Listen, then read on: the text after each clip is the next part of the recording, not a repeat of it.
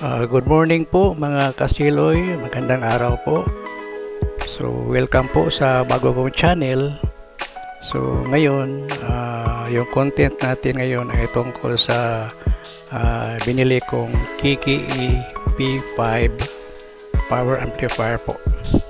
So isi-share lang ko ito sa iyo, mag-unboxing tayo pagkatapos tingnan natin yung laman ng aking amplifier. At pagkatapos mag-sound check tayo mga kasiloy. So without further ado po, so let's go.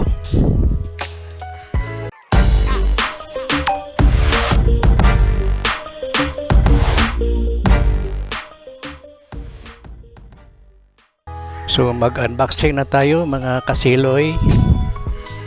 So kunin natin yung yung para pang open ng ating box.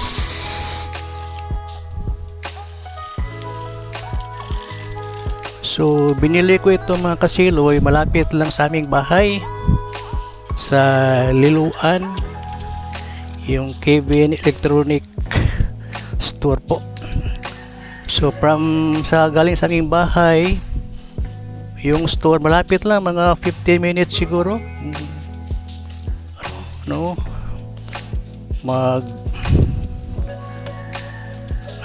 Sakay ka ng jeep.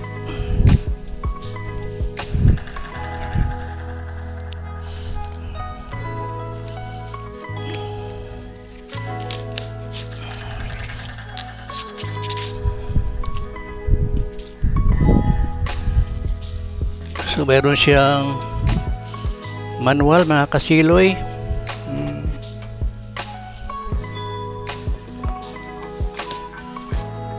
Naka built in yung power cord niya mga kasiloy, malaki.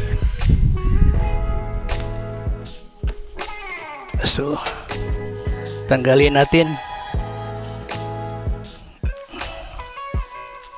Ang bigat.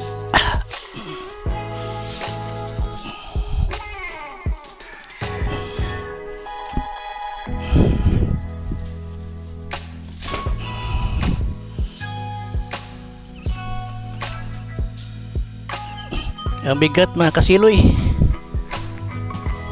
Cover up natin.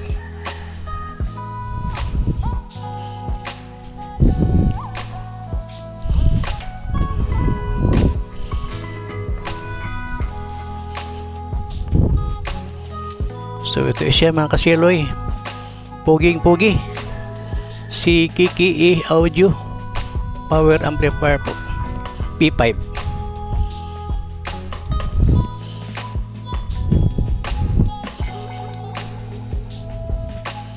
So ito na po siya mga kasiloy, nabuksan na natin yung ating loob ng amplifier.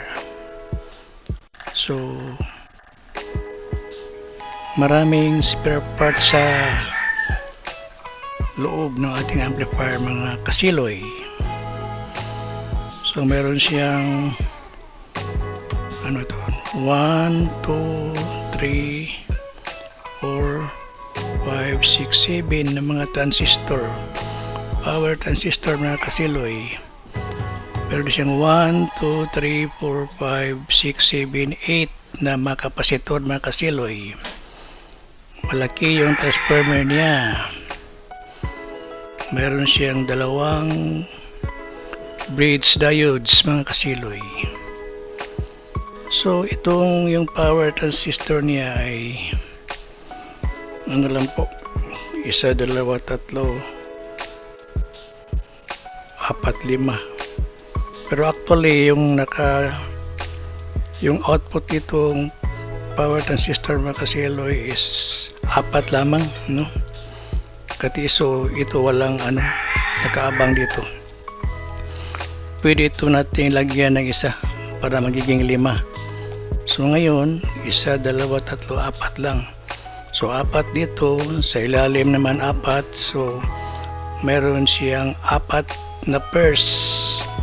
So lahat may 8 kapasitor yung per channel po. Doon po sa kabilang channel mayroon po. At saka malinis at maganda yung ano nila, amplifier circuit board mga kasiloy. So yung mga pista nila para pangkaraniwan lang, no? Kung mayroon tayong ma-repair dito, so makabili tayo agad sa electronic store kasi pangkaraniwan na yung mga spare parts nila. Marami yung naka display sa electronic store. So ang value nitong kapasitor niya mga kasiloy is 10,000 microfarad, 80 volts yung isa, 10,000 microfarad, 80 volts. Tapos yung ano nila, yung mga potentiometer sa ilalim mga kasiloy, no? At saka nagandahan ako dito kasi mayroong dalawang fan. So from front panel po ay lalabas yung hangin dito, lalabas sa rear panel yung hangin. So nagtutulungan yung dalawang fan para may labas yung init ng amplifier sa labas. So maganda ito, hindi masyadong mainit ang ating amplifier mga kasiloy.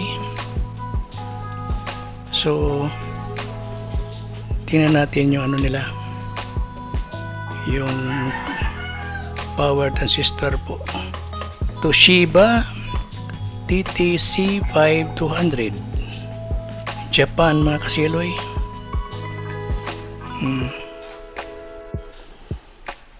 Saka ito yung ano niya,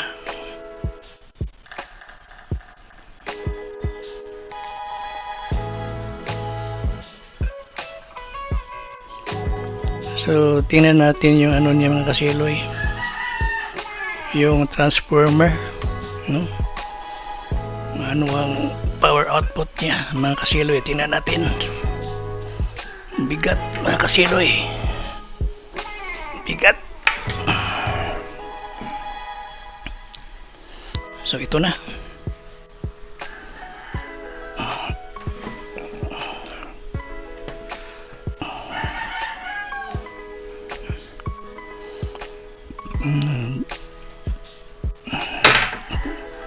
Focus. Hindi ma-focus yung camera mga kasiloy.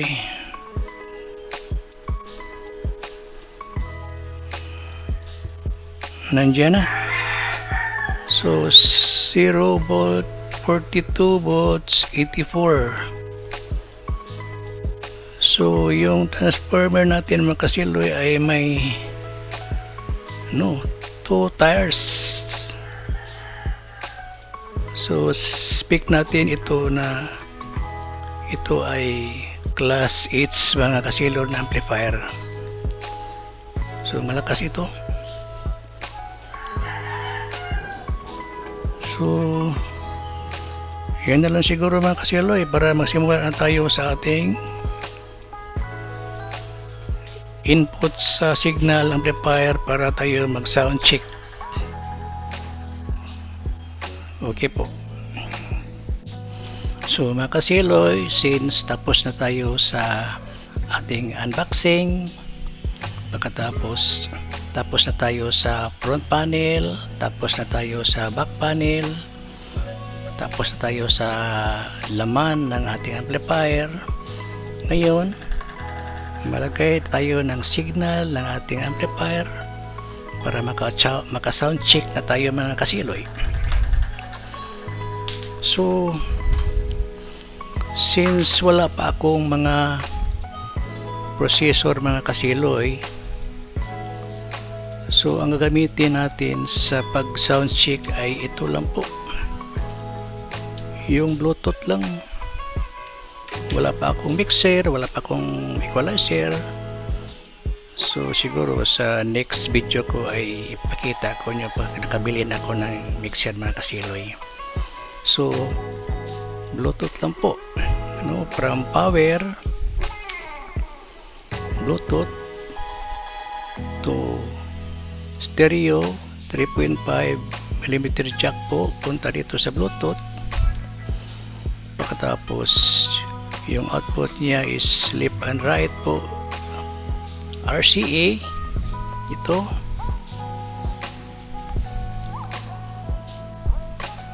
So pupunta ito ang dulo ito ay pupunta sa XLR po, output. So connect tayo, channel B input, channel A input.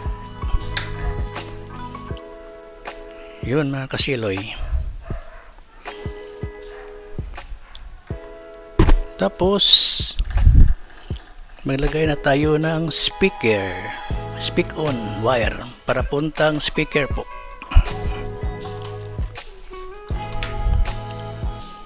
So lagay natin itong isang speaker ito sa output speaker B,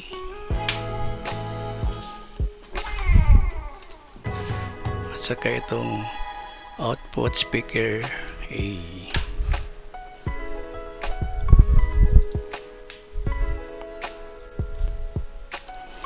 So naka stereo tayo, naka-on yung YS processing, naka-off tayo dito, yung frequency 12 o'clock lang. So siguro ready na ito mga kasiloy para maka-sound check tayo. Okay? So mag-sound check na tayo mga kasiloy. So on natin yung amplifier natin.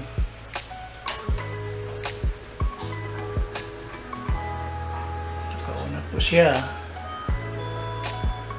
Tapos naka-bluetooth na yun dito. So play tayo mga kasiloy.